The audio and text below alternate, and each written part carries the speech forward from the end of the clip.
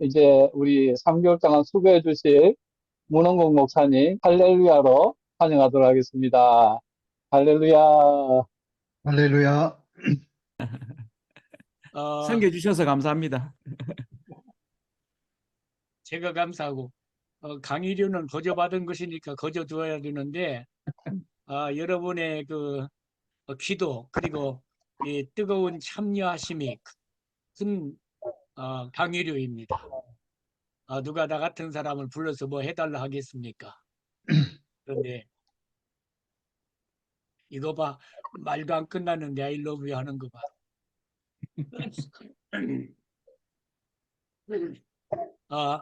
숙제는 가능하면은 이렇게 좀 보내주시면 참 좋겠습니다. 왜냐하면 제가 여러분께서 하시는 것을 보고 이제 정리를 하거든요.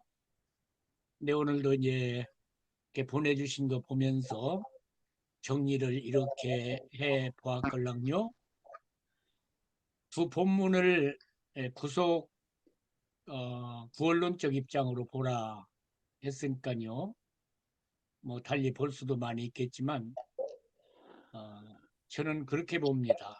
제가 구원론이라고까지는 못하지만 예.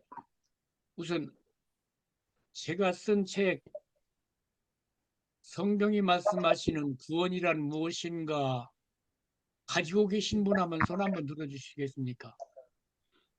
가지고 계시는 분. 오케이. 그러면 거의 읽으실 수 있네요. 그죠? 만일에 없으신 분은 그러면은 하나 주문을 하셔서 사시면 좋겠습니다. 그래서 이따 끝날 때쯤 이야기하죠. 그럼 이 두 본문은 구원에 대해서 크게 두 가지를 보여줍니다. 제가 이제 구원론을 썼기 때문에 그 관점에서 본 겁니다. 첫째는 구원은 자리 옮김입니다. 자리 옮김. 구원론을 이야기할 때 이면을 많이 다루지 않아요. 그 다음에는 구원 얻은 자들이 사는 생명 원천 문제입니다. 구원 얻어 사는 자가 그 생명의 원천을 어디다 두고 사느냐. 그 본문에서 이거 놓치면 가장 중요한 걸 놓칩니다.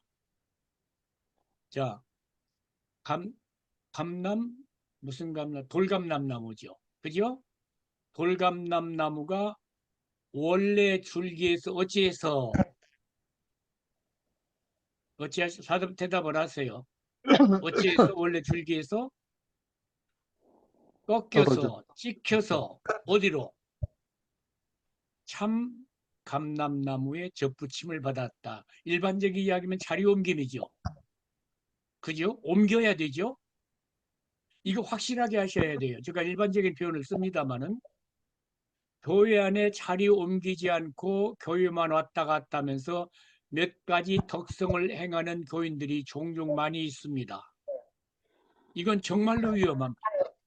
자, 출애굽기 19장 4절에 보면은 하나님께서 그렇게 말씀합니다. 내가 애굽 사람에게 어떻게 행하였음과 내가 어떻게 독수리 날개로 너희를 넘어 내게로 인도하였음을 너희가 보았느니라 그럽니다. 애굽에서 빼내어 홍해를 건너서 갖다 놓은 것은 시내산 밑이지요. 그죠? 지정적으로는 현실은 시내산 밑입니다. 그런데 하나님께서는 전지전능하시고 무쇠부재하기 때문에 이스라엘 백성이 애굽에 있어도 그들과 함께 계시죠. 네. 그렇죠? 그런데 여기서 특별한 말씀을 합니다. 너희를 어디로 인도했다. 내게로 인도했다 그럽니다. 누구께로? 하나님께로. 자리 옮김이죠. 그럼 구원 얻은 자가 분명하게 하고 살아야 할 거는 나는 지금 누구 앞에서 삽니다. 대답하셔야 돼요. 하나님 앞에서 삽니다. 하나님. 그러니까 내 멋대로 살던 자가 뭐 아무것도 안 보이고 그냥 내 뜻대로 살던 자가 구원 얻었다고 하는 건 나는 지금 누구 앞에 있습니다. 하나님 앞에. 하나님 앞에 있습니다. 아니, 하나님이 나를 거기다 갖다 놓으셨습니다.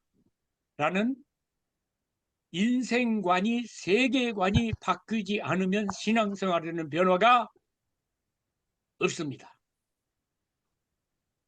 자, 고린도전서 12장 13절이죠. 우리가 유대인이나 헬라인이나 종이나 자유인이나 다 한 성령으로 받아 한 몸이 되었고 그리합니다. 여기서도 구원받았다고 하는 것은 그리스도의 몸인 교회 안에 한 지체로 옮겨진 것입니다. 그죠? 옮겨진 겁니다. 밖에 있던 자가 에베소서 5장, 2장, 5절, 9절 보아야 합니다만은 6절만 봅니다. 또 함께 일으키사 그리스도 예수 안에서 하늘에 앉히시니, 우리말로는 앉히시니 서술형으로 되어져 있습니다만 원문에 가면 앉히셨다 그럽니다. 그러면은 문홍국이가 구원을 얻었다고 하는 현실은 세상 여기 있습니다. 지금 필라델피아에 있습니다. 그러나 나를 구원하실 그 순간에 하나님은 문홍국이를 어디다 옮겨 놓으셨다 그럽니까? 하나님. 하늘에. 그래서 하나님께서 보시는 것, 그것이 실상이지요. 그죠? 하나님이 말씀하는 게 리얼리티지요. 그죠? 그러면 문홍국이의 실상은, 문홍국의 리얼리티는 어디가 있어요, 지금? 하늘. 그리스도와 함께 어디에? 하늘에 하늘에. 있습니다. 하늘에 있습니다. 이런 것들을 아는 것이 그렇게 중요합니다. 우리 요한복음 5장 24절을 알잖아요. 내가 진실로 진실로 너희에게 이르노니 내 말을 듣고 또 나 보내신 이를 믿는 자는 영생을 얻었고 심판에 이르지 아니하나니 사망에서 생명으로 어찌하였느니라. 어찌하였느니라. 옮겼느니라. 옮겼느니라. 옮기고 있다. 옮겼느니라. 옮겼느니라. 그럽니다. 성경에 이런 일들이 가득 차 있습니다. 가득 차 있습니다. 그래서 제가 쓴 구원론을 이렇게 조금 읽어보시면 이런 것들이 성경에서 보일 겁니다. 아, 구원은 있던 자리에서 그냥 머무는 것이 아니다. 돌감남나무인데 그 돌감남나무 가지가 자체는 변하지 않았지만 어디로 옮겼다. 온 감남나. 참 감람나무로 옮겼다. 자, 그 다음에 누가복음에 보면은 이 뽕나무들어 뿌리가 뽑혀 어디에? 바다에 바다에 어찌해라? 온주 심겨라. 심겨져라. 예. 다른 데서는 겨자씨 하나 할 만한 믿음 가지고 산을 명하여 어디로 옮기라? 산으로. 바다로 옮기라 하는 산으로 옮기라는 옮기라. 말이 있죠. 근데 그 말씀보다는 저는 이 뽕나무 비유를 더 선호합니다. 그러면 여기서 보여주시는 가장 중요한 핵심은 구원은 옮기는 거다요. 옮기는 거. 옮기는 거. 이걸 분명하게 하셔야 돼요. 그러면은 흙의 간출이면은 눈에 보이지 않게는 구원받은 여러분과 나는 어디에 있는 자이라. 이미 already 하늘. 그리스도와 함께 어디에 있는 자? 하늘에. 하늘에 있는 자. 자, 그러면은 한 이야기입니다만은 구원을 잃어버릴 수 있나요, 없나요? 없어요. 없습니다. 없어요. 여기만 봐도 없어요. 하늘에서 나를 끌어내릴 자가 있어요, 없어요? 없어요. 예, 구원을 잃어버린다고 하는 것은 그가 받은 구원이 참 구원이 아니기 때문입니다. 참으로 구원을 얻은 자라면 잃어버릴 수가 있어요, 없어요? 없습니다. 없어요. Don't worry about that. 없어요. 없어요. 없어요. 그 다음 중요한 건 이제 두 번째는 생명관계라는 겁니다. 돌감람나무 가지가 원줄기에서 찍혀 참감람나무에 접붙임을 받았다고 한다면은 거기에 접붙임 받은 가지는 그 생명의 원천이 어디에서 옵니까? 돌감람나무에서 옵니까? 참감람나무에서 옵니까? 참감남남. 예, 참감람나무에서 와야지요. 그죠? 이건 현상적으로 뚜렷하죠. 우리가 눈을 보면. 이해를 하십니까? 네. 이해하셔야 합니다. 예. 그 다음에 이 면에서는 조금 다른 게 있습니다만은 바다에 던져지지 않고 심겨진 뽕나무가 바다에 던져지지 않고 심겨져서 산다고 하면은 그 생명의 근원이 옛날에 땅에 살던 뽕나무 생명의 근원으로 가능합니까? 아니면 다른 것이어야 합니까? 다른 것이어요. 아주 분명하지요. 전에 가지고 살던 생명 가지고는 바다에서 살 수가 있다 없다? 없습니다. 있어요 없어요?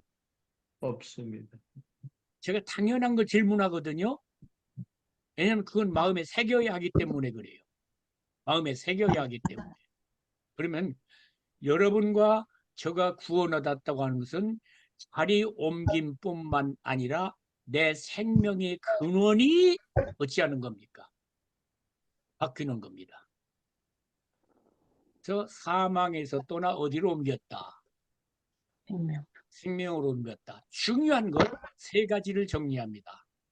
첫째, 근본적으로 구원받은 문호국이는 지금 어디에 앉아 있다? 하늘에. 하늘에 앉아 있다.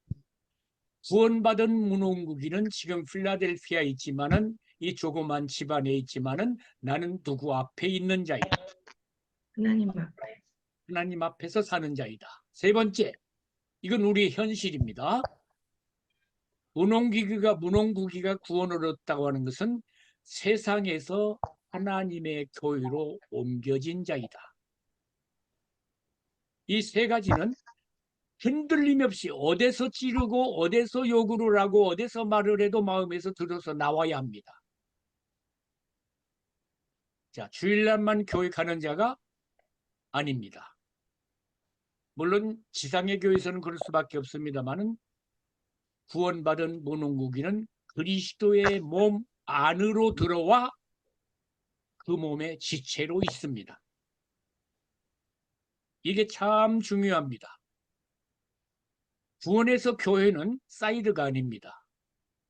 참 중요한 메인입니다. 그리고 거기서 전에 살던 생명을 사는 것이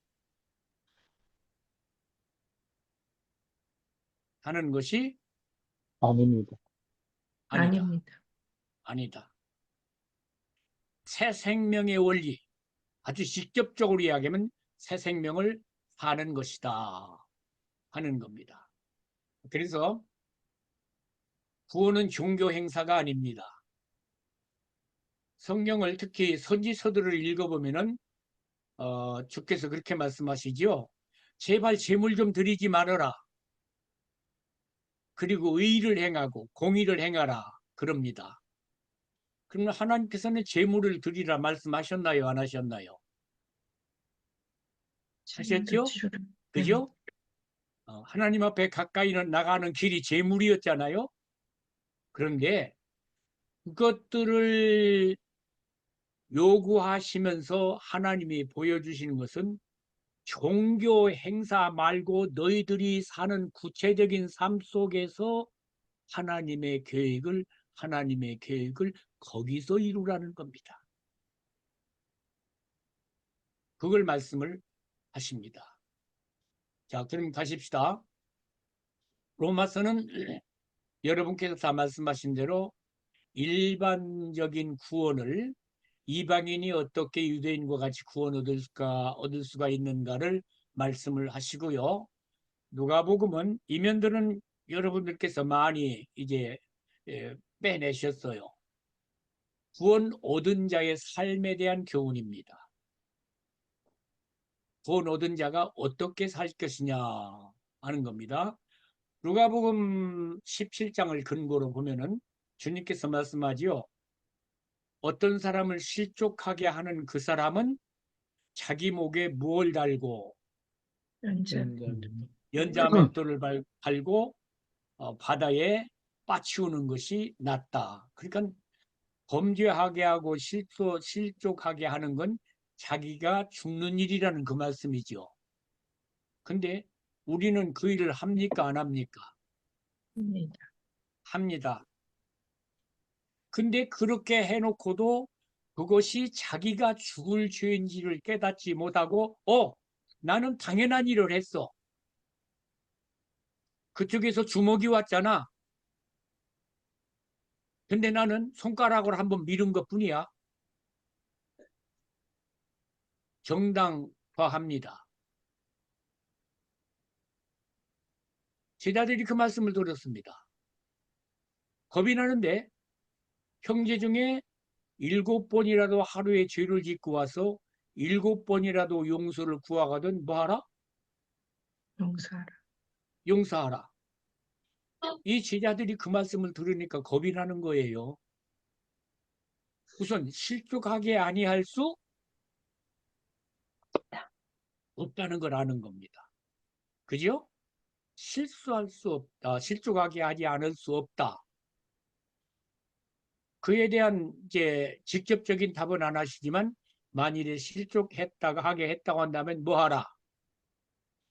여러분들 그것도 다 찾아내고 그러셨어요. 회개하라. 그래서 회개가 그 다음에 이어지죠. 그런데 이런 삶을 계속 살다 보니까 피곤합니까? 답답합니까? 아주 유쾌합니까? 답답하죠.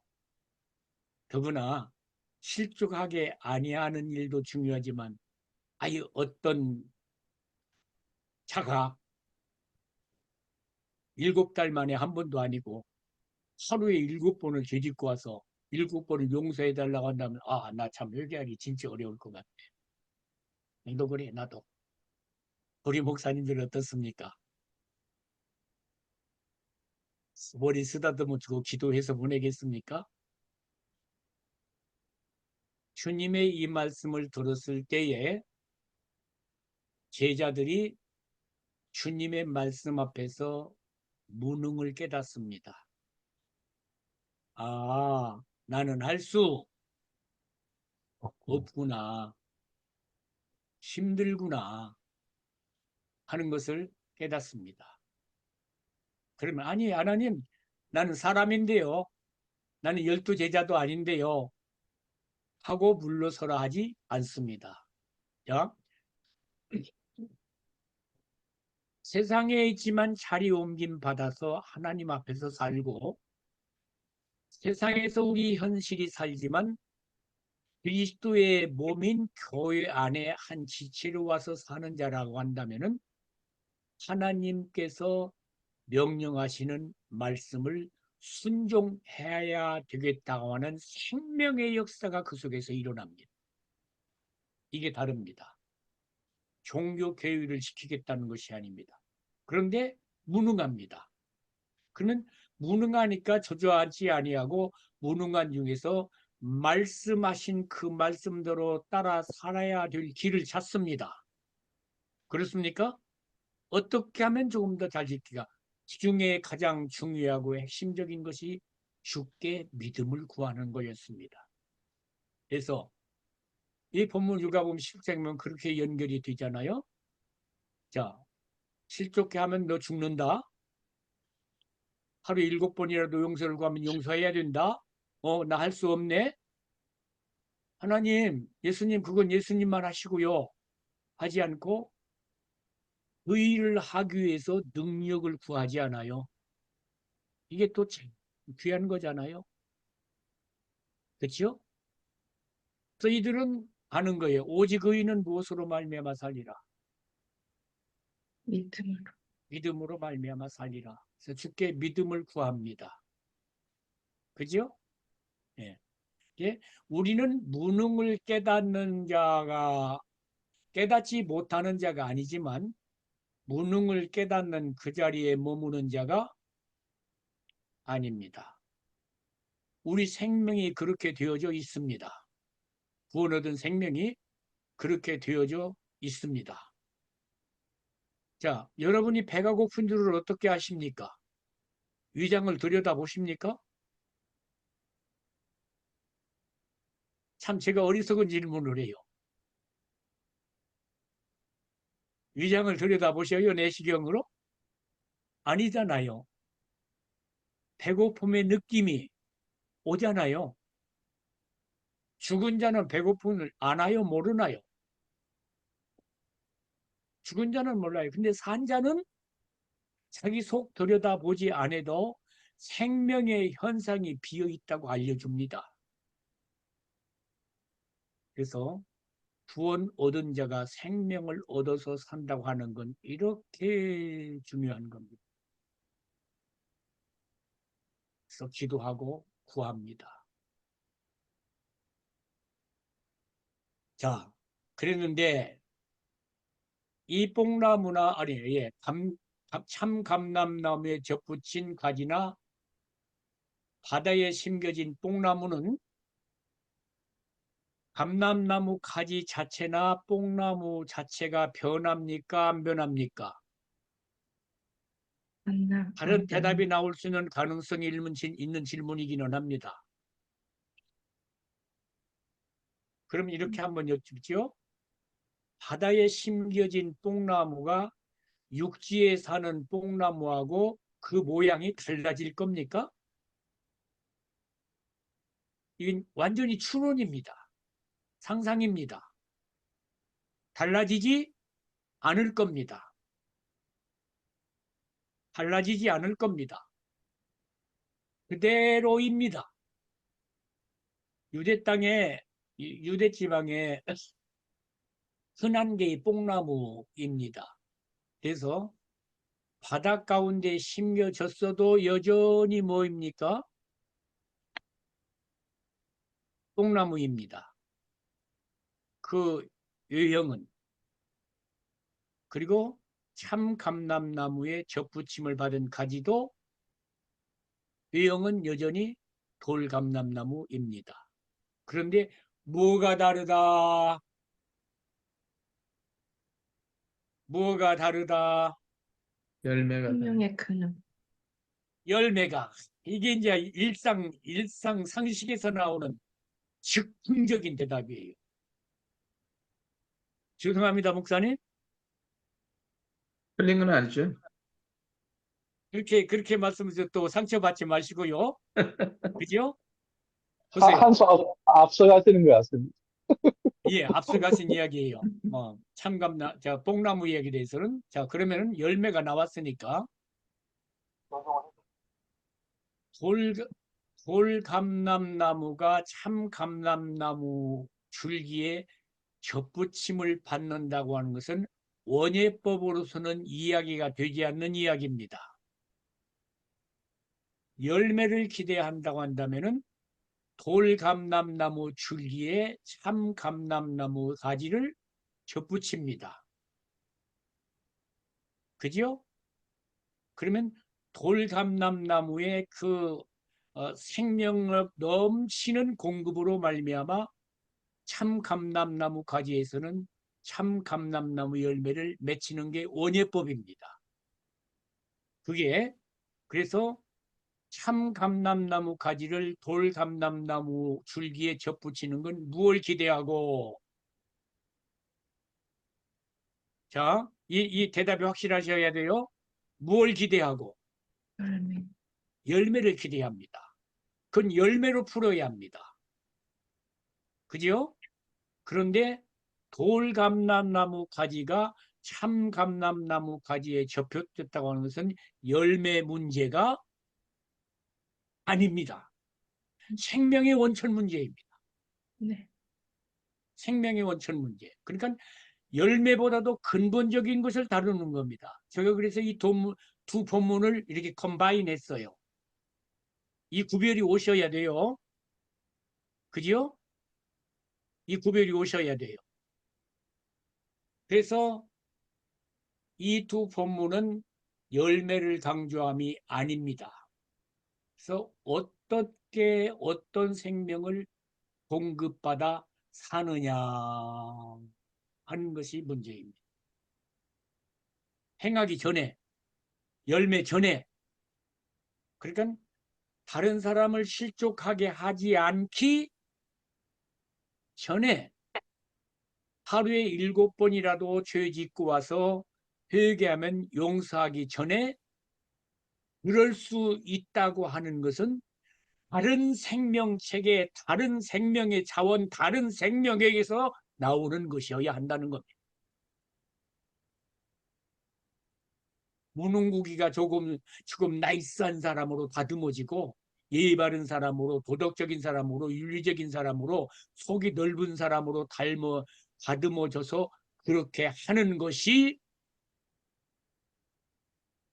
여야 한다, 아니어야 한다? 왜 한다. 아니어야 한다는 겁니다. 그죠? 무슨 문제를 다뤄요, 여기서? 원천. 생명 문제입니다. 생명 문제. 생명 문제. 자, 그러면은 그 생명은 어떤 생명인가? 여러분이 적으시니까요. 그냥 로마서 6장 1절부터 14절까지 말씀을 한번 참고하고 이렇게 좀 보시면 참 좋겠습니다. 그냥 지나갑니다. 자, 지나갑니다. 그런데 자 보십시다. 누가복음 17장을 중심으로 갑니다. 제자들이 주님의 말씀을 듣고 자기들은 그렇게 살 수 없다는 것을 깨닫지요. 그리고 뭐 합니까? 주님께 뭐할 더하소서. 믿음을 도와줬어. 능력이 아니죠. 그죠? 우리는 능력을 참 좋아하잖아요. 저도 좋아해요. 그런데 이들이 깨달은 것은 오직 믿음으로 의롭담을, 믿음으로 구원을 얻은 자는 무엇으로 살아야 된다. 믿음으로 살아야 된다 하는 걸 깨닫고 믿음을 구합니다. 그렇죠? 우리에게 믿음을 어찌하소서, 더하소서. 더하소서. 그러니까 이 제자들은 자기 믿음의 양이나 크기가 부족해서 더해달라 그리합니다. 그렇죠? 근데 그 믿음을 요청하는 제자들에게 주신 답이 바다에 심겨진 뽕나무입니다. 그렇잖아요, 본문이. 믿음을 더하소서 하니까 너희가 만일 뭐 하나만 있었더라면, 겨자씨 6절이지요. 만한 믿음. 네. 겨자씨 하나할 만한 믿음이 있었더라면, 이 말은 앞에서 요청한 제자들의 질문에, 요구에, 기도에 대한 응답이죠, 답이죠. 네. 네, 믿음 이야기를 하는 거예요. 그런데 많은 분들이 이 본문은 그냥 지나가요. 많은 분들이 6절은 지나가요. 그래서 누가복음 17장 1절부터 10절까지 핵심은 6절입니다. 제자들은 무능을 깨닫고 무능한 데 머무르지 않고 그 말씀을 지키기 위하여 뭘 구합니까? 믿음. 믿음을 구합니다. 그 믿음에 대한 답변으로 너희가 겨자씨 하나할 만한 믿음이 있었더라면은, 그 있었더라면 이건 가정이 아니라 조건입니다. 믿음은 또 이따 설명을 하겠습니다. 그래, 너희들이 믿음이 있느냐? 있다.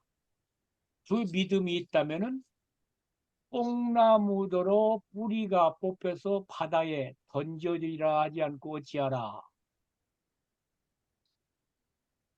바다에 심겨라. 그러면 던져지는 거하고 심기우는 거하고 뭐가 다른가요? 던져지는 적부처지. 일은 쉽게 할 수 있지요. 던져지면 죽나요, 사나요? 뭐예요? 죽습니다. 죽지요. 그런데 뽕나무를 바다에 지금 갖다 놓는, 던져지든지 심든지 심기어라 하든지 하는 것은 그 뽕나무 그대로를 바다에 심어서 그 바다에서 어찌해라 다 살게 하라. 살게 하라. 살아라 하는 말씀입니다. 그러니까 제자들이 깨달은 대로 나로서는 어찌합니다. 할 수 없습니다. 불가능합니다. 마치 어떤 것과 같은 거 하니까 뽕나무를 바다에 어찌하는 것과 같이 던지는 것과 같이. 던지지 않죠. 심는 것과 같이. 심는 것 같이. 이 말을 하면 뽕나무가 바다에서 어찌하는 것처럼 사는 것처럼. 라는 것처럼. 아는 것처럼 내가 주님의 명령을 다 지키기에는 도무지 어찌합니다. 불가능합니다. 불가능합니다. 깨닫는 거예요. 그에 대한 대답을 그렇게 또 주시는 거죠. 그런데 주님의 대답은 뭐라는 거니까 뽕나무더러 뿌리가 뽑혀 바다에 어찌하라고 뭐하라. 심기어라 살아라. 심기어라고 뭐해라. 살아라. 말하라고 그래요. 명령하라 그래요. 그죠? 자, 보세요. 명령하라. 안 되느냐? 되도록 내 자신에게 뭐해라. 네 자신에게 뭐해라. 명령하라. 다른 사람에게 말고 누구에게? 내 자신에게. 네 자신에게. 이게 참 중요합니다. 공부가 못하느냐? 예, 못합니다. 내가 너에게 겨자씨하나 만한 믿음을 주었다. 그 믿음으로 뭐해라. 참을 수 없는 중에 공부가 참아라. 누가 하래요? 문홍국이가 하래요. 그렇죠? 본문이 그렇잖아요. 뽕나무더러 뿌리가 뽑혀 바다에 어찌해라. 던지라고 던져 심으라. 명령하래요. 말하래요.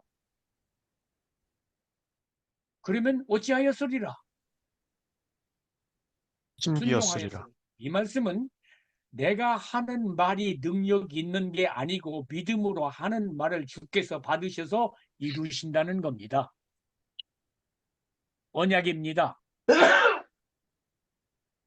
언약입니다. 안 돼요? 뭐 하래요? 김윤전 믿음으로, 전도사님. 믿음으로 명령하라. 순선아, 안 되지? 그래, 안 되는데 내가 그냥 능력 줘서 그냥 하늘의 구름이 즉시 거치게 하지 않고 구름아 하늘에서 떠나갈지어다 라고 뭐 하래요? 명하라. 말하래요. 명령하라. 명령하래요. 그러면 이루어지라. 하늘의 구름이 아니라 내 속에 있는 것을 그리 이야기하라 그래요. 그죠? 본문이 그렇게 나오잖아요. 그래서 어떤 의미에서 믿음으로 살며 하나님의 말씀을 지키가는 그 삶에 힘을 쏟고 사는 자는 혼자 중얼거림이 있습니다. 혼자 중얼거림. 왜 안 되거든. 안 되거든. 그러니까 그냥 안 된다고 주저앉지 않고 공구가 참아라. 공구가 기뻐해라. 공부가 즐거워해라. 뭐 하래요? 명령하래요. 하나님의 내 음성을 들어서 쓰시는 겁니다. 이게 믿음으로 나오는 겁니다. 요술이 아닙니다. 그렇다고 골프 치면서 드라이버야 300야드쯤 나가거라. 그건 안 돼.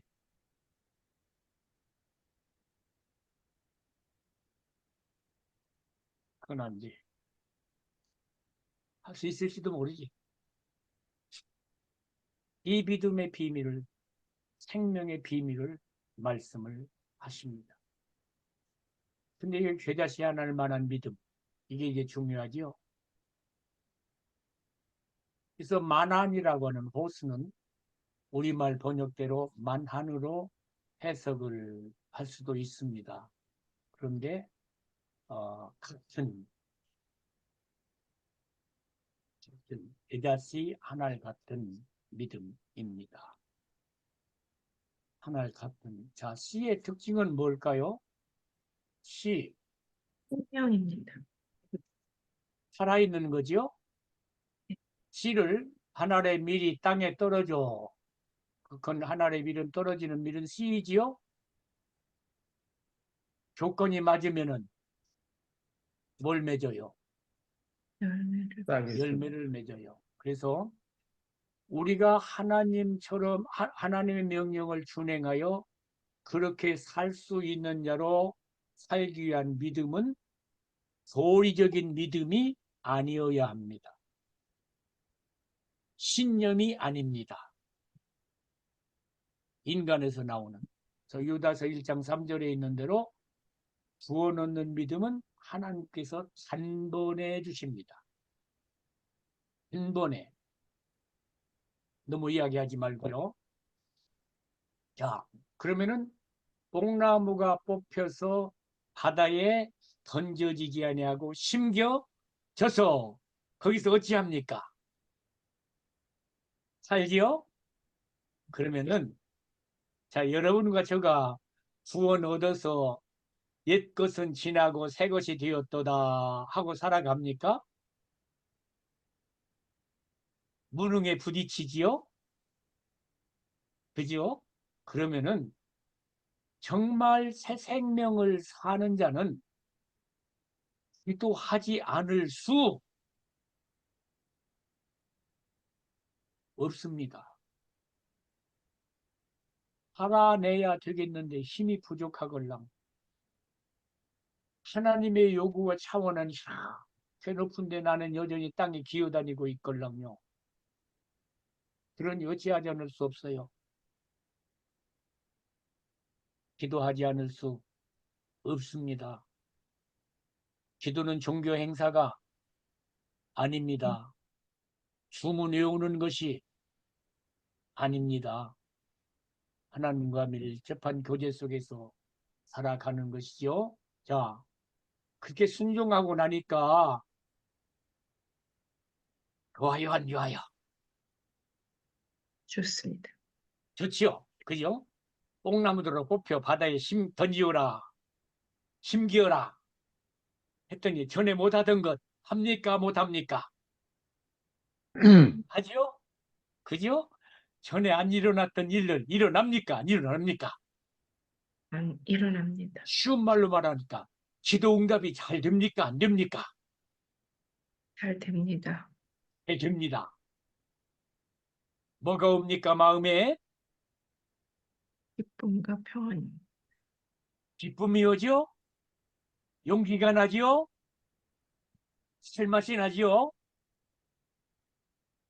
그런데 거기에 주께서 경계하시는 게 하나 있습니다. 종의 일치로 돌아가라 그리합니다. 곁에서 열심히 일하고 집에 왔더니 누가 더 기다리고 계셔? 주님, 주인이 기다리고 계셔. 그죠?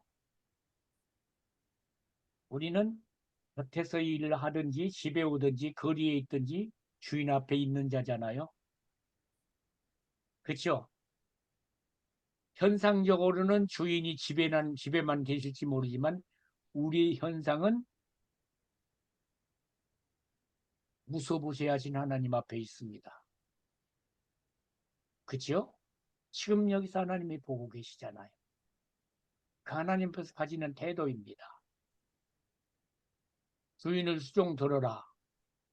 그래놓고 마지막 하는 말이 어찌하라. 어찌하라? 우리는 무익한 무익한 종입니다. 종입니다. 다만 하여야 할 일을 한 것뿐입니다. 그리합니다. 자, 그러면요, 여기 보십시다. 우리 주님께서 종종 마태복음 19장이나 20장까지 보면은 그 먼저 된 자가 어찌하고 나중에 나중된 자가 어쩌든 먼저 된다 하는 말씀을 하시잖아요. 거기서 핵심은 기쁨으로 섬김입니다. 포도원 비유에서 12시간 일한 종과 겨우 1시간 일한 종이 같은 싹스를 받지요. 뭐 그것을 구원이라고 말하는 사람도 있어요. 뭐 아닌 건 아니에요. 그러나 그 비유의 핵심은 주인으로부터 받은 일당이 분에 넘치는 거라는 겁니다. 기대하지 못했던 겁니다. 그렇죠? 일당을 받았으니 이 돈 가지고 가면은 내일 자기 식구들이 살 수 있습니다. 있습니다. 배고프지 않을 수 있습니다. 먹을 수 있습니다. 그러니 그 돈을 한 달란트를 맞아요? 문화 달란트가 아니지. 데나리온 맞나요? 네. 예, 데나리온 받아가지고 가면서 그의 마음이 어떨까요? 헤아려집니까?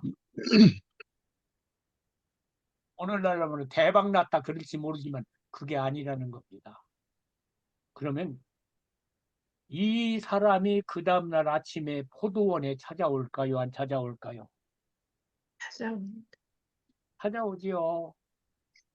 어제의 그 감격이 가시지 알았습니다. 않습니다. 이제는 그 이튿날 찾아가서 일을 하는데 한 데나리온 품삯이 아닙니다. 어제 굶을 뻔했던 내 식구들을 주인이 먹여 해이셨어. 돈 받기 전에 하루 싹쓸 받기 전에 받은 은혜가 그에게 감격으로 남아 있습니다. 아멘입니까? 아멘. 아멘입니다. 감격으로 남아 있습니다. 일을 하는데 짜증내며 할 겁니까? 콧노래 부르며 할 겁니다. 거기에 감사가 있습니다. 기쁨이 있습니다. 자, 뭐 거기까지 하지 말고요. 그래서 기쁨으로 섬기는데 주님이 기대하는 건 그겁니다. 다만 어찌할 걸 어찌한 것뿐입니다. 하여야 할 걸 한 것뿐입니다. 하여야 해요. 예, 싹쓸이 칭찬을 바랄 것도 없다는 겁니다. 그리고 말합니다. 우리는 뭐입니다. 무익한 종. 그래서 이 사람은 주님께서 지금 원하시는 건 받은 은혜의 이유와 근원과 그 열매를 기억하라는 거죠. 자, 너는 네 자신으로서는 어찌할 수 없었다. 할 수 없었다. 없습니다. 근데 나중에 깨닫고 보니까 할 수 없었다고 깨닫는 것마저도 뭐였다? 은혜였다. 아닙니다. 그때 포기하지 않은 것도 은혜였다. 포기하지 않고 주님을 바라볼 수 있었던 것도 더 큰 은혜. 은혜였다. 주님을 바라보았더니 뽕나무더러 뿌리가 뽑혀 바다에 심기우라 명령하라. 그 말씀을 들은 것도 은혜였다. 그렇게 명령하였더니 그 일이 이루어진 것이 은혜이다. 이걸 전체적으로 아는 겁니다. 이 제자들이. 그래서 말합니다. 내가 명령했기 때문에 되었다가 아니요. 아니요. 종종 우리들은 뭘 잘하기 때문에 그 잘한 것을 자랑할 때가 종종 있잖아요. 성숙한 주의 제자는 그러지 말라는 겁니다. 다만 우리의 하여야 할 일을 한 것뿐입니다. 그치요? 성숙한 거예요. 전체 그림을 보는 거예요. 내 사역의 전체 그림을 보는 거예요. 그리고 말합니다. 우리는 뭡니다. 우리는 뭡니다. 무익한 무익한 종입니다. 종입니다. 이런 마음이 여러분과 저에게 충만하기를 축복합니다. 아멘. 아멘. 그건 겸손이 딴 데서 나지 않아요. 하나님 앞에서 겸손이에요. 그죠? 하나님 앞에서 나를 보니까 겸손할 수밖에 없어요. 겸손할 수밖에 없어요. 요세미티 산을 애들하고 차를 타고 가면서 보니까 저만큼 멀리 있는데 그렇게 높이 보이지 않더라고요. 그런데 파킹장에 가서 차를 파킹해 놓고 나와서 올려다 보니까 이거 고기를 빳빳이 들어야 보이는 거야. 그때서 와, 이 산이 이렇게 높구나. 그런데 저 멀리 있는 동호리는 얼마나 높을까? 하나님께 피하여 사는 자는 교만할 수 없습니다. 교만할 수 없습니다. 그래서 우리는 무한종입니다. 무익한 종입니다. 그런데 중요한 거 한 가지 이야기하고 오늘 이야기를 마치려고 합니다. 시간이 좀 더 걸릴지 모르지만 그 본문에서 로마서 11장 23, 4절에는 접붙임을 받는 가지들은 한 나무에 접붙임을 받은 공동체입니다. 나만 접붙임을 받은 게 아니라 너도 접붙임을 받았구나. 참 감람나무의 원 가지들도 거기에 어찌하구나 있구나. 우리 모두가 한 생명을 공급받아 사는 자이다. 공동체 의식입니다. 특별히 누가복음 17장에 와서는 한 제자를 이야기하지 않습니다. 제자들에게 네가 하지 않습니다. 그러면은 이 말씀을 주시는 주님의 의도는 결코 개인의 덕성, 개인의 경건들을 말씀하심으로 끝나는 것이 아니다는 겁니다. 여기에 눈이 들려져야 됩니다. 여기에 마음이 가야 됩니다. 제가 구원론을 쓰면서 하나의 큰 동기가 있었던 것 중에 하나가 조직신학에서 구원론이 교회가 약하다는 거였습니다. 교회론이. 구원론과 교회론을 따로 구별해서 분리해 놓았습니다. 그런데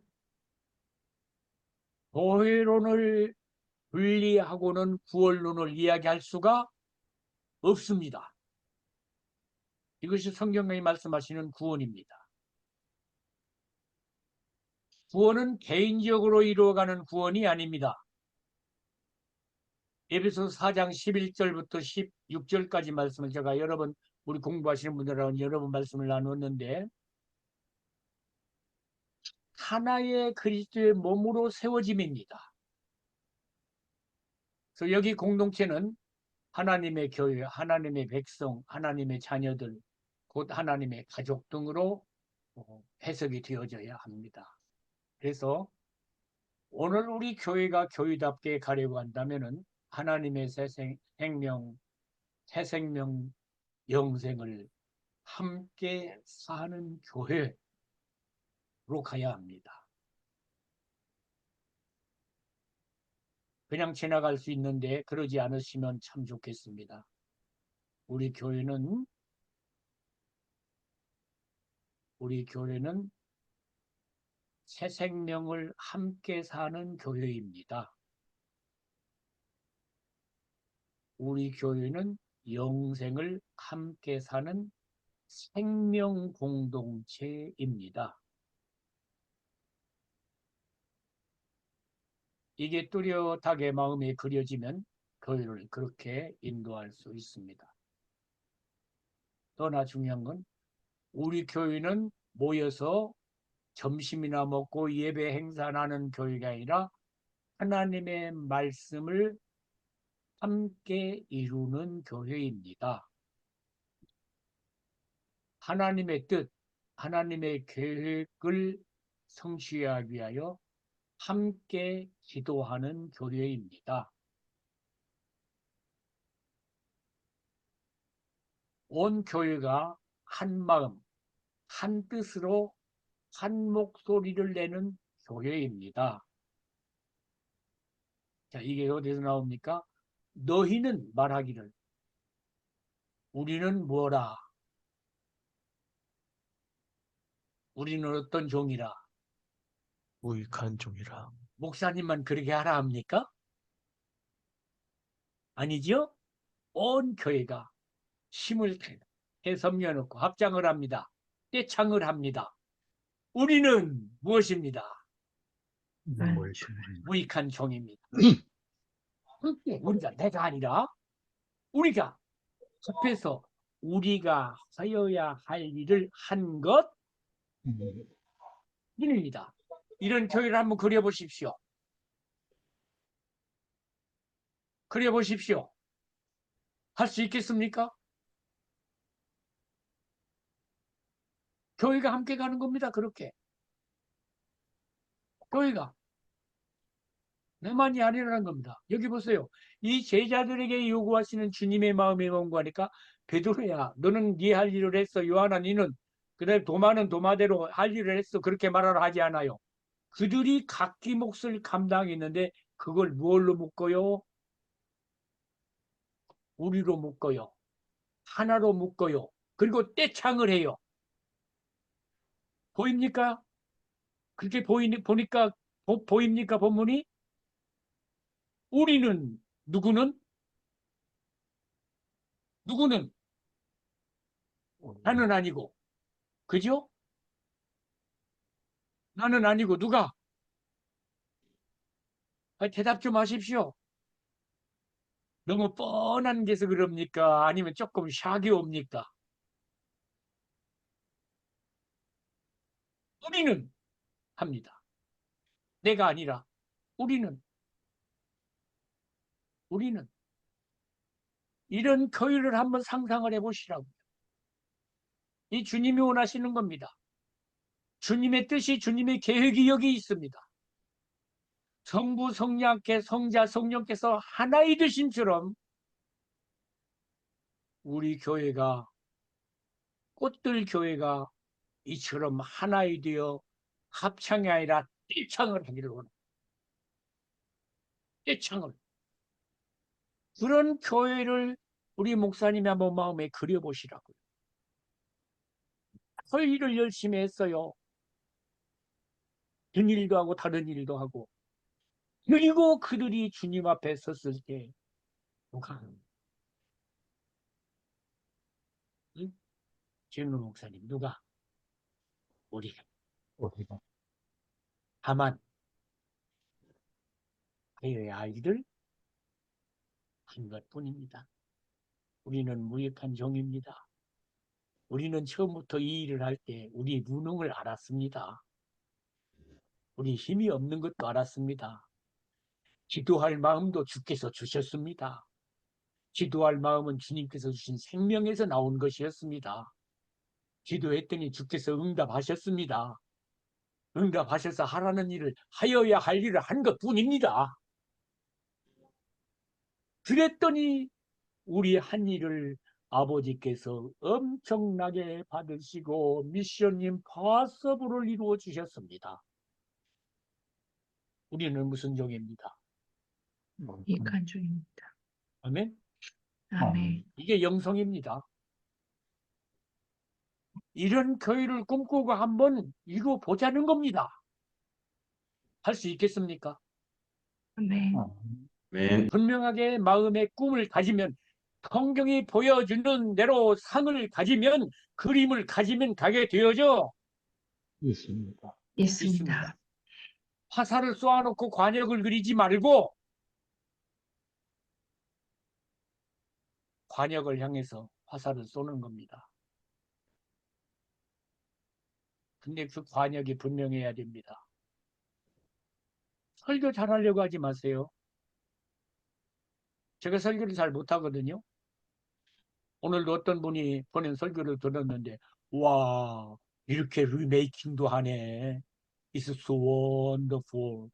나도 그 본문을 다음에 설교할 때는 또 여기서 배운 걸 좀 더 이렇게 가미해야 되겠네.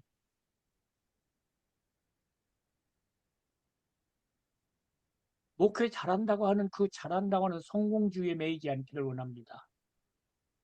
그냥 성경에 보여주시는 거 해요, 우리. 아멘? 이게 그려져야 합니다.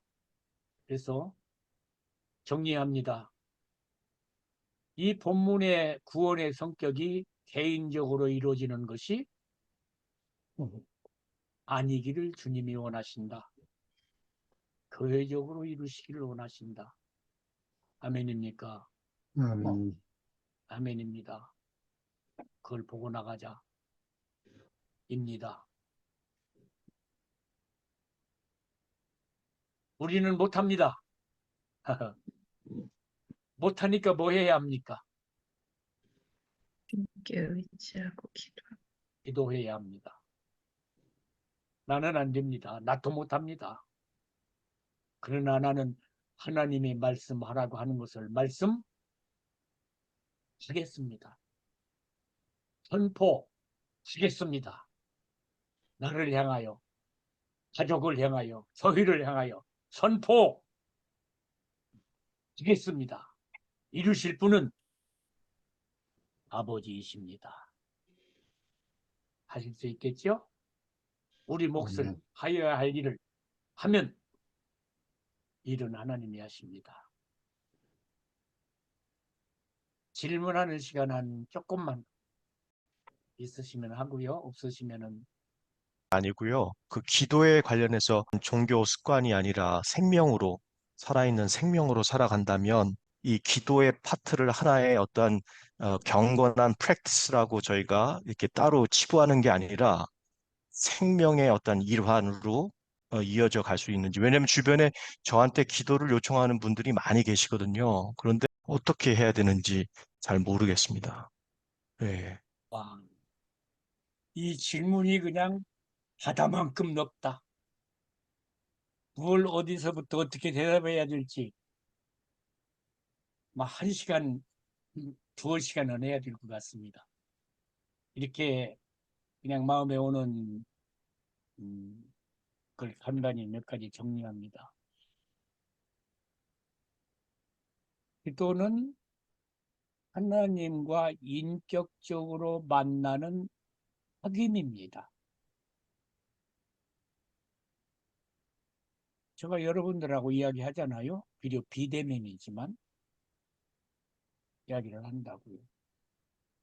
그럼 저는 지금 이렇게 하면서도 여러분을 생각을 해요. 아까도 들꽃교회 우리 최면 목사님 무슨 말씀을 하셨는데 제가 또 간단한 가벼운 사과도 했잖아요. 그죠? 인격입니다. 인격이라는 건 마음과 마음이 느낌이 통하는 관계입니다. 개하고는 사람의 마음이 통할 수가 없습니다. 근데 하나님은 우리를 하나님의 모양과 형상으로 만드셨습니다. 그래 놓고 하나님의 마음을 헤아리게 하십니다. 그래서 특별히 대중기도가 종교 행사되면 저는 참 듣기 거북합니다. 대중기도로 교훈하는 분들이 많아요. 지난주에 어떤 교회에 새벽기도를 줌으로 했는데 제가 그때 그분들이는 말씀을 못 드렸습니다만은 6일 동안 기도하시는 분들의 기도가 어느 교회 대중 기도보다 좋더라고요. 하나님 앞에서 하는 기도예요. 하나님, 회중이 들으라고가 아니라, 비록 비대면이었지만 하나님 앞에서 하는 기도. 하나님을 알면 기도가 그렇게 되어져 있습니다. 기도하지 않을 수 없습니다. 책임으로 하는 건 종교입니다. 오늘 본문 이야기한 대로 하나님의 말씀을 듣고 보니까 이 불가능한데? 그러니까 어찌합니까? SOS 쳐야 되잖아요. 그죠? 하나님, 야, 안 되네요. 실컷 얻어맞고도 얻어맞은 대로 가는 겁니다. 그게 기도입니다. 하나님, 실패하고 왔습니다. 기도는 인격적인 기도여야 합니다. 하나님이 여기 계신다고요. 나 그 하나님께 기도한다고. 기도의 능력을 행하시는 분이 하나님이십니다. 너무 능력에 치우치지 않으시기를 바라고. 그 다음에 에베소서 6장에 있는 대로 성령 안에서 무시로 기도하라 그러셨잖아요. 그죠? 우리 기도는 기도 시간만 아니라 무시로 기도해야 합니다. 그런데 그 무시로의 기도는 기도 시간만을 위하여 기도하는 그 시간이 있어서야 비로소 가능하다. 저는 그리 생각을 합니다. 그래서 무시로 성령 안에서 기도하는 기도는 마치 호수의 수문을 열고 그 수문으로 나오는 물과 같다. 호수에 물이 담겨져 있지 않고서는 수문을 열어도 아무리 수문을 열어도 물이 나옵니까? 안 나옵니까? 안 나옵니다. 정말로 무시로 성령 안에서 기도하기 원하거든 기도 시간 가져야 합니다. 그 기도 시간이 종교가 아니라 그냥 하나님 앞에 있는 겁니다. 그래서 하나님과 대화하기 위하여 성경을 알아야 합니다. 기도로 말한다고 하면 성경은 하나님과 대화하는 언어입니다. 이렇게 기도하라라고 주신 하나님의 언어입니다. 언어입니다. 그래서 기도가 참 어렵고도 쉽고도 그런 건데 그냥 믿음으로 나가서 하셔요. 제가 부탁합니다. 기도 시간 가지셔야 합니다.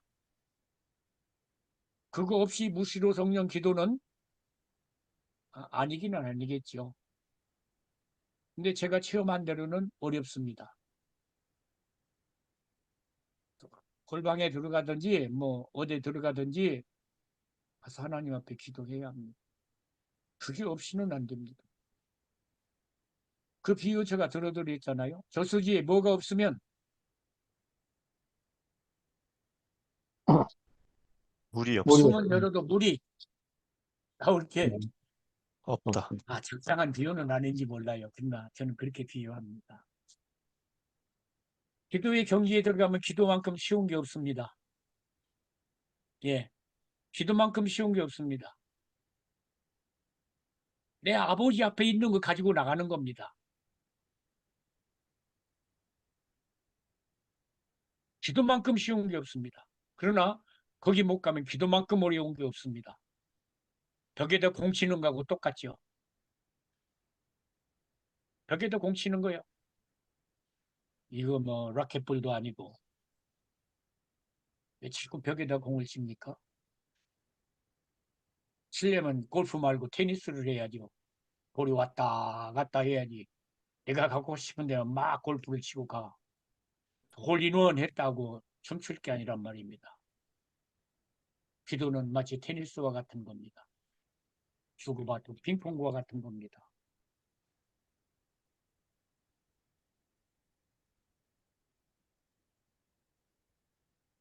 기도 시간 꼭 가지십시오. 따로 시간. 그래야 안 된다고 하지 마요. 그냥 앉아 있어요. 앉아 있어요.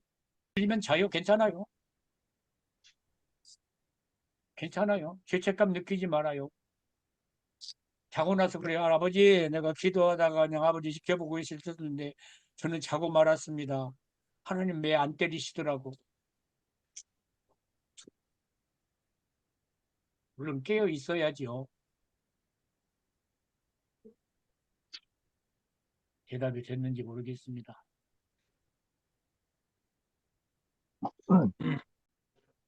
없으시면 제가 여쭤봅니다. 저는 우리 말씀을 나눌 때 책을 중심에서 나누면 쉽거든요. 제가 썼으니까. 그죠? 썼으니까 쉽습니다. 그러나 이렇게 본문을 택해서 하라고 하는 건 책을 나누는 것보다는 조금 어렵습니다. 그리고 실상 이 강의는 이제 저하고 공부했던 우리 친구 목사님들이 목사님 3대 전제로 성경을 볼 수 있는 그런 안목을 좀 열어주십시오 해서 시작을 했걸랑요. 근데 제가 그 말씀을 듣고도 성경을 한 서너 번 읽었는데 갈라디아서 2장 20절만큼 익사이팅한 본문을 내가 못 찾았어요. 그래서 갈라디아서 2장 20절처럼 해석하기를 원하는 기대를 하신다면 I'm sorry, I cannot do it. 그럼 목사님 기도하시죠. 글쎄 기도하는데 나 눈이 안 열리더라고. 그래서 어떻게 하는 것이 좋겠는가. 제게 주신 것을 저는 가능하면 드리고 싶거든요. 좋아만 하신다면. 그래서 이번에는 숙제를 하나 더 내드립니다. 빌립보서 2장 12절 14절 꼭 간단히라도 이렇게 해서 좀 보내주시면 참 좋겠습니다. 빌립보서 2장 12절 14절 말씀입니다. 뭐 설교를 하시든지 성경 공부를 하시든지 많이 쓰지 마시고 한 페이지 정도 지금까지 해주신 대로 이렇게 해주시면 저도 배우잖아요. 책이 준비되신 분은 총론을 한번 읽어오시면 좋겠습니다. 제1부. 그 다음 시간, 이건 오늘 본문을 내드립니다만은 그 다음부터 한 8시간쯤, 7시간쯤은 책에서부터 시작했으면 좋겠다는 생각이 듭니다. 아니면 이 본문 해주십시오 하면 본문 주시면 제가 할게요. 일주일 동안 연구하고 나눌게요. 제가 사실 나이가 많이 먹었잖아요. 얼마나 살지를 모릅니다. 그래서 하나님께서 허락하시는 대로 기회 주시는 대로 나눠드릴 수 있는 건 나눠드리고 가고 싶거든요. 제게 그 마음이 있습니다. 혹시 다음 주까지 책이 준비 안 되시고 독서가 안 되실 분도 있을 수 있으니까 다음 주에 혹시 모르니까 한 본문 정도 더 해가지고 목사님 혹시 준비하는 게 예. 어떨까 생각도 예, 듭니다. 다음 주에 그럼 빌립보서 2장 12, 14절 해요. 예. 참 이 본문을 주셔서 제가 묵상하는 가운데 참 구원은 생명이다. 생명이신 하나님과 연관해서 볼 때 참 난해한 구절들을 많이 해결할 수 있겠다. 그런 생각을 해봤습니다. 참 오늘 또 귀한 강의를 해주셨고, 예, 우리 이제 마치고 다음 주에 만나 뵙게 될 건데, 마친 기도는 우리 정일영 목사님께서 한번 해주시고 다음 주를 기약하도록 하겠습니다. 하나님 아버지 감사합니다. 참으로 저희들에게 새 생명 주셔서 이 생명을 살 수 있게 하심을 감사합니다. 아멘. 날마다 각자 또 있는 자리에서 살아가지만 우리의 생명이 또 하나님으로부터 나왔고 또 하나님 앞에서 있는 그 생명임을 알고 또 잘 살아낼 수 있게 하여 주옵소서. 아멘. 또 우리를 통해서 주님이 드러날 수 있기를 원합니다. 주님을 아멘. 나타내기를 원합니다. 아멘. 우리를 통해서 예수님을 볼 수 있도록 또 살아갈 수 있게 하여 주시옵소서. 또 오늘 문흥국 목사님을 통해서 주님께서 또 귀한 말씀을 주셨는데 이 말씀이 우리 안에서 살아서 또 열매를 맺을 수 있도록 도와주시옵소서. 목사님도 건강도 지켜주시옵소서. 우리 모든 목사님 함께 이곳에 또 바쁜 시간이지만 시간을 내어 주님의 말씀을 또 사모하여 나왔습니다. 한 주간도 주님께서 지켜주시고 보호하여 주시옵소서. 예수님의 이름으로 기도했습니다. 아멘. 아멘. 감사합니다. 모두 수고하셨습니다. 감사합니다. 감사합니다. 다음 주에 네. 뵈요. 네, 문홍구 목사님, 굿나잇. 잘 주무십시오. 예, 감사합니다.